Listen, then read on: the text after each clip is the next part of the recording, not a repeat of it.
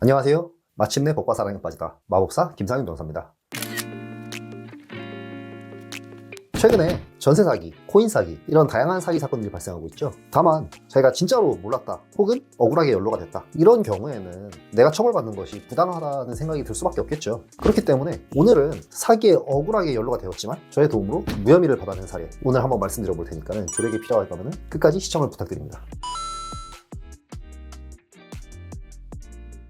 먼저 의뢰인 A씨는 다른 친구의 소개로 이제 B라는 사람을 만났어요. 그래서 이 관계를 이어가다가 연인 사이로 발전을 하게 되었죠. 특히 이제 이 B는 A에게 그 만나는 동안에 이제 선물도 많이 주고 이제 돈도 많이 주고 이런 식으로 물질적으로 많은 지원을 해줬어요. 하지만 처음 만나는 과정이 있다 보면은 당연히 이제 끝이 있겠죠. A가 B에게 이별을 통보하면서 이제 이 사건이 시작되게 됩니다. 우선 B는 자기가 그동안 A에게 줬던 선물 내지는 돈 그런 것이 A가 협박을 해서 어쩔 수 없이 주었다라고 경찰에 이제 주장을 한 거예요. 이제 A는 내가 그것을 달라고 한 적도 없고 그거를 받을 목적으로 이 사람을 만난 것도 아니다. 나는 고소당한 것이 너무 억울하다 라는 입장이었고요. 그렇기 때문에 이제 제가 이 사건의 전말을 좀 파악을 해야 되기 때문에 상담을 꽤 오래 했어요.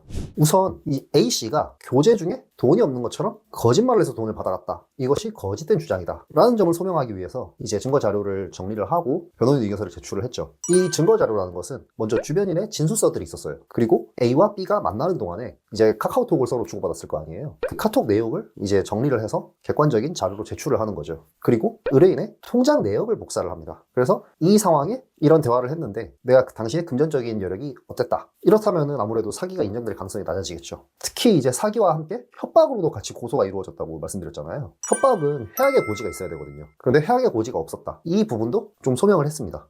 물론 이제 수사기관에서 이제 사기에 대해서는 상당히 인식이 안 좋아요. 죄질이 나쁘다고 판단을 하기 때문에 무혐의를 잘 안 주는 편이긴 한데요. 하지만 이제 조사 중에 제가 이제 조사를 참여를 했는데 조사 중에 수사기관에서 언급한 부분들이 있었어요. 그런 부분들에 대해서 이제 변호인 의견서를 추가로 제출을 하는 등 좀 신속하게 해결을 했죠. 그러다 보니까 이제 당시에 검찰에서 협박은 해악의 고지가 없었다. 그리고 사기는 증거가 불충분하다. 이렇게 결론이 난 거예요. 그래서 이 결론적으로 증거 불충분, 즉 혐의 없음으로 사건이 종결된 거죠.